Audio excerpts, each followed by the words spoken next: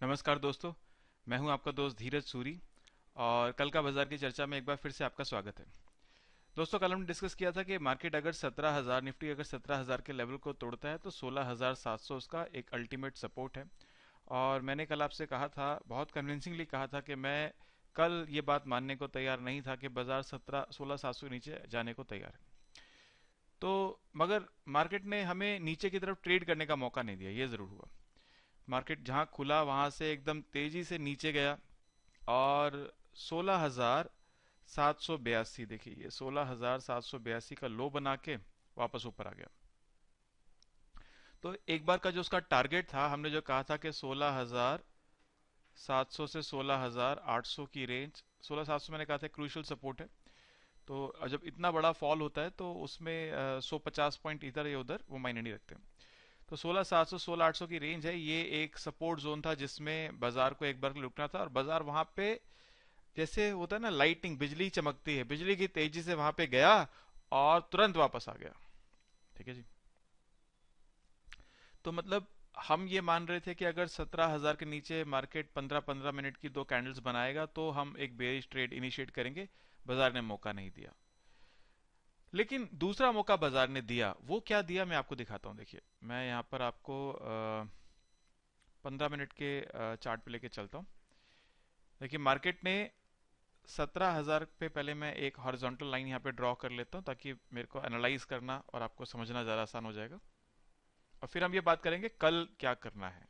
ठीक है। ये 17,000 पे, ये रही 17,000, यहाँ पे मैं लगभग यही है, यहाँ पे मैंने लगा दी लाइन। ठीक है। देखिए, अब मार्केट में इसके नीचे जो है बाजार गया, मगर दो कंप्लीट कैंडल्स इसके नीचे में नहीं। फर्स्ट कैंडल ऊपर स्टार्ट करके नीचे गया, सेकंड कैंडल बनाई, मगर थर्ड कैंडल पूरी नहीं बनाई, ऊपर आ गया। थर्ड कैंडल आधी नीचे है आधी ऊपर है। दो कंप्लीट कैंडल 17,000 के ऊपर यहां बनी है। जब ऐसी सिचुएशन हो जाए कि दो कंप्लीट कैंडल 17,000 के ऊपर बने, तो फिर इस थर्ड कैंडल में आप एक पॉजिटिव बायस के साथ एक ट्रेड इनिशिएट कर सकते हैं। और उस ट्रेड का जो अल्टीमेट टारगेट है वो 17,100 17,120 के आसपास होना चाहिए। और बाजार ने हाई बनाया है यहाँ पर, अगर देखें तो 17,000, हाँ वही 114 120। मैं 15-20 पॉइंट इसलिए ऊपर लेके चलता हूँ कि वहां तक टच कर सकता है। आप चाहें तो 17,000 से जब आपने इनिशिएट किया है तो 17,090 के आसपास ही प्रॉफिट बुक करके बाहर आ सकते हैं। 17,090 से लेके 17,120, यानी जो क्रिटिकल लेवल है उससे 10-20 पॉइंट ऊपर नीचे कहीं से बाजार वापस टर्न ले सकता है। तो आज ऐसा हम कर सकते थे, मगर क्योंकि मैंने कल भी कहा था कि ये हाई रिस्क ट्रेड है। हाई रिस्क इसलिए है कि मार्केट बहुत वोलाटाइल, बहुत चॉपी हो सकता है। आपने देखा कितनी तेजी से नीचे गया, फिर कितनी तेजी से ऊपर आया। तो इसमें हाई रिस्क ट्रेड्स होते हैं, जिसको हाई रिस्क लेना का अनुभव ना हो या फिर जो फास्टली एक्शन ना ले सकते हो, उनके लिए मैंने कल कहा था कीप डिस्टेंस। ठीक है। अब यहां से आगे कल के लिए हमें क्या करना है, पहले मैं लेवल्स की बात करता हूं। और हमेशा जैसे मैं कहता हूं, मैं लेवल टू लेवल पे करना चाहिए। कल के लिए इंपॉर्टेंट लेवल वापस से ये 17,000 का ही है। मैं अभी ये नहीं कह रहा हूं कि जो डाउन ट्रेंड है उससे हम बाहर आ गए, ये मैं अभी नहीं कह रहा हूं। अभी बाजार फिर से एक बार कल, एक बार 17,000 को तोड़कर और 16,700 की तरफ जा सकता है। ठीक है।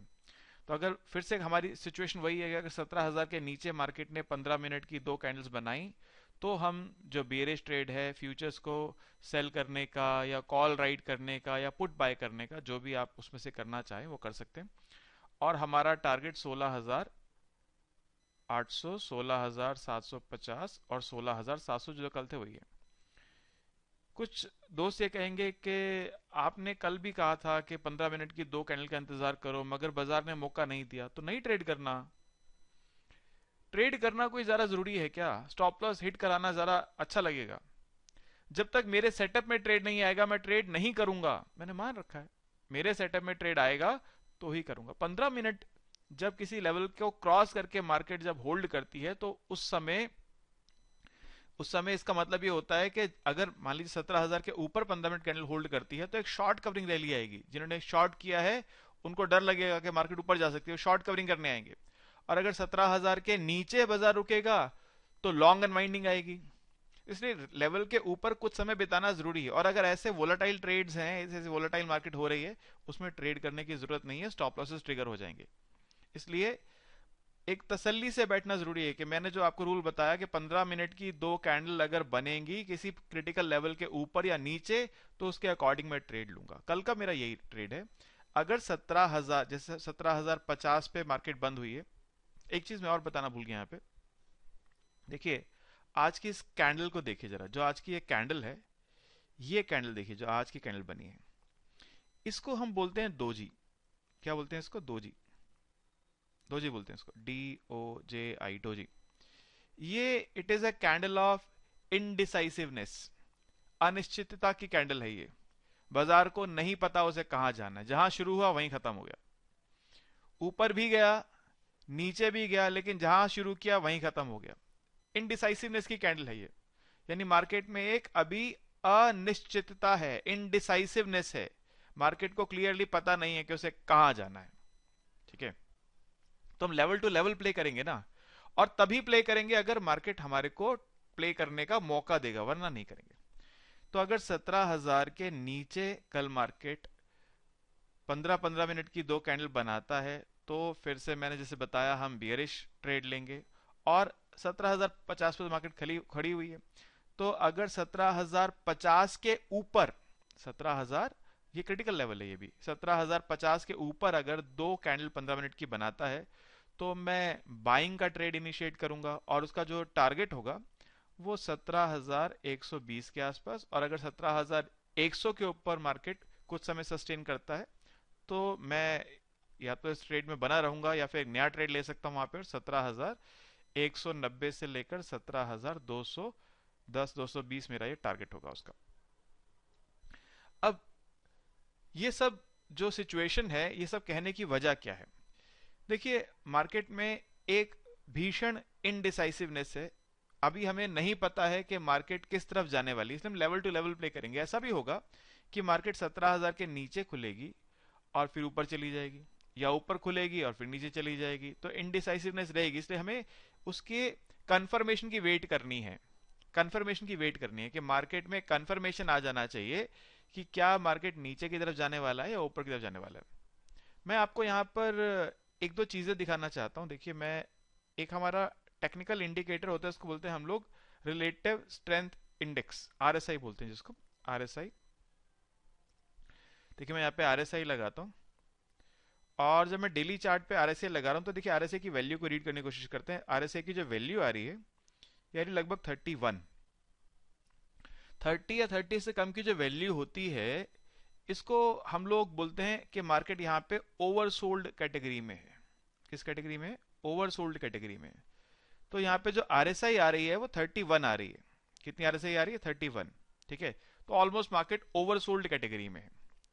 तो ओवरसोल्ड कैटेगरी, जब मार्केट ओवरसोल्ड होती है, तो उसमें एक जो शॉर्ट कवरिंग रैली आती है, एक बाउंस बैक आता है, पुल बैक रैली आती है, जिससे हम इनकार नहीं कर रहे, वो आ सकती है। इसलिए मैंने कहा कि 1750 के ऊपर जाएगा बाजार, अगर टिकेगा वहां पर, तो एक बार के लिए 17,200 तक जा सकता है। और अगर 17,000 के नीचे गया तो 16,700 तक जा सकता है। तो ये अभी हम नहीं जानते कल बाजार किस तरह से बिहेव करेगा।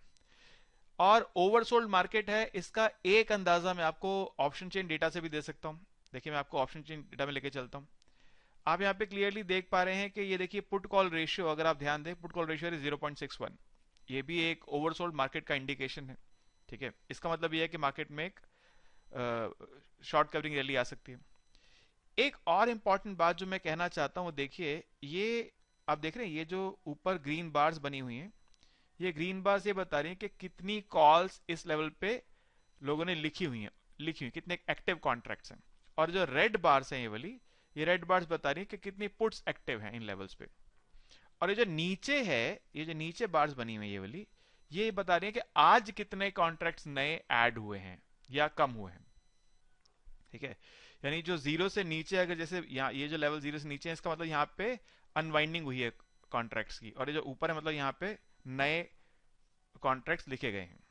अगर आप देखें, ध्यान से देखें, मैं कर्सर लेकर आता हूं यहाँ पे आपके लिए। देखिए, मैं कर्सर लेकर आ रहा हूं, ये 17,100 का लेवल आप देख पा रहे हैं। 17,100 का ये लेवल है।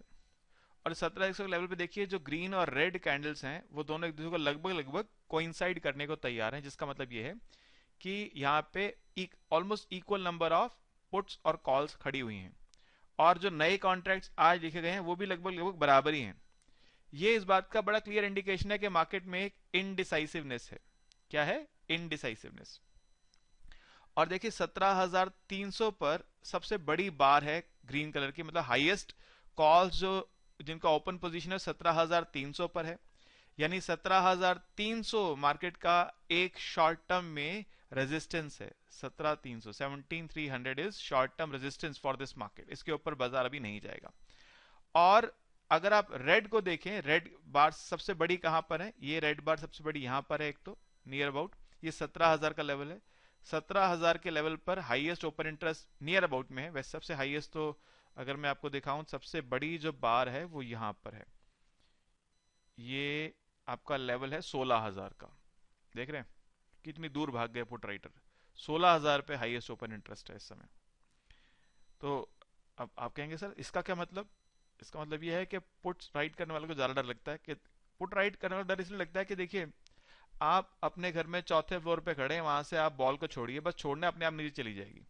लेकिन नीचे से किसी को चौथे फ्लोर पे बॉल अगर फेंकनी है तो उसको पूरा ताकत लगानी पड़ेगी, पूरा दम लगाना पड़ेगा। तो इसलिए मार्केट जब नीचे गिरने को आती है तो फ्री फॉल गिरती है, लेकिन जब ऊपर चढ़ने को आती है तो कछुए की तरह धीरे धीरे चढ़ती है। इसलिए पुट राइटर्स को ज्यादा डर लगता है। फिलहाल कल के लिए 17,300 पर हमारा हाईएस्ट ओपन इंटरेस्ट है यहाँ पर। और नियर अबाउट में, ये तो बहुत 16,000 बहुत दूर है अभी, इसलिए अभी ये इरेलीवेंट है मेरे लिए। नियर अबाउट में 17,000 पे हाईएस्ट ओपन इंटरेस्ट है पुट्स में, और उसके बाद 16,900 16,800 पर है।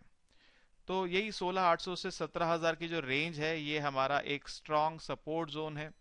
और 17,200 से 17,300 की जो रेंज है ये हमारी स्ट्रॉन्ग रेजिस्टेंस जोन है। इसमें से किसी साइड को बाजार अगर तोड़ेगा तो आगे जाएगा। फिलहाल के लिए हमें इसी जोन को प्ले करना है। प्ले करने का तरीका मैंने बता दिया। अगर मार्केट 17,050 के ऊपर रहकर दो कैंडल 15 मिनट की बनाएगा तो हम लॉन्ग साइड पे जाएंगे, और अगर मार्केट 17,000 के नीचे दो 15 मिनट कैंडल बनाएगा तो हम शॉर्ट साइड पे जाएंगे। और अगर मार्केट ने स्टीप मूवमेंट्स दिए तो I will keep my self out of the market. मैं फिर ऐसा ट्रेड नहीं करना चाहूंगा अभी। ठीक है, अननेसेसरी स्टॉप लॉस हिट करने से कोई फायदा होने वाला नहीं है, इसलिए मैं यहाँ पर बाहर रहना पसंद करूंगा। तो ये तो कल के लिए सिचुएशंस हो गई। अब जैसे मैं अक्सर आपको एक चीज और दिखाता हूँ, इसको बोलते हैं हम लोग डॉलर इंडेक्स। अब डॉलर इंडेक्स देख लीजिए। मैंने आपको बताया था कल भी कि डॉलर इंडेक्स ने एक रिवर्सल लिया था। ये देखिए, ये जो हमने लेवल मार्क किया हुआ है ये पहले क्या थी? पहले रेजिस्टेंस थी। जब डॉलर इंडेक्स उसके ऊपर चला गया तो सपोर्ट बन गई, आप देख रहे हैं। इसी सपोर्ट पे आकर डॉलर इंडेक्स ने वापस से एक रिवर्सल ले लिया। ये जैसे कल जब ये गिरा था मैंने कहा था रे ऑफ होप है। आज जब ये बढ़ गया है तो आज ये मेरे लिए साइन ऑफ वरी है। ये मुझे चिंता में डाल रहा है। इसके बढ़ने की वजह से मार्केट में फिर से एक फॉल की सिचुएशन आ सकती है। ठीक है, तो हमें दोनों तरह के ट्रेड के लिए ओपन रहना है। अगर मार्केट 1750 के ऊपर टिकेगा तो हम लॉन्ग पोजीशन का ट्रेड इनिशिएट करेंगे, अगर और उसमें स्टॉप लॉस ऑब्वियस 17,000 के नीचे रहेगा। और अगर मार्केट 17,000 के नीचे टिकेगा तो मैं शॉर्ट के लिए ट्रेड इनिशिएट करूंगा, उसका स्टॉप लॉस भी ऑब्वियस 17,000 के ऊपर रहेगा। 20-25 पॉइंट अप साइड पे डाउन साइड पे एसएल लेकर चल सकते हैं, मैक्सिमम 50 पॉइंट। उससे एक इंटरडे में एसएल लेने की जरूरत नहीं, क्योंकि आपको ऐसा तो नहीं होगा कि कल 500 पॉइंट चला था ना, आज तो देखिए कितना चला है मार्केट। जहां से चला वहीं पहुंच गया। निफ्टी को देखें अगर आप, जहां से चले वहीं पहुंच गए। तो कल मार्केट चला था 500 पॉइंट, रोज नहीं चलता। तो आप अगर 50 पॉइंट का एसएल ले रहे हैं और 100 पॉइंट का टारगेट ले रहे हैं तो इतना ही मिलता है। आप सोचें मैं अगर 100 पॉइंट का एसएल लूंगा और मुझे 300 पॉइंट चाहिए तो रोज मार्केट 300 पॉइंट नहीं चलता है। तो इसलिए 50 पॉइंट मैक्सिमम एसएल होता है। उसके बियॉन्ड आप एसएल मत लीजिए। अगर आपको इंट्राडे करना है, पोजिशनल करना है, तो फिर तो उसमें एसएल आप लेवल टू लेवल के अकॉर्डिंग आप एसएल को अपने प्लेस कर सकते हैं।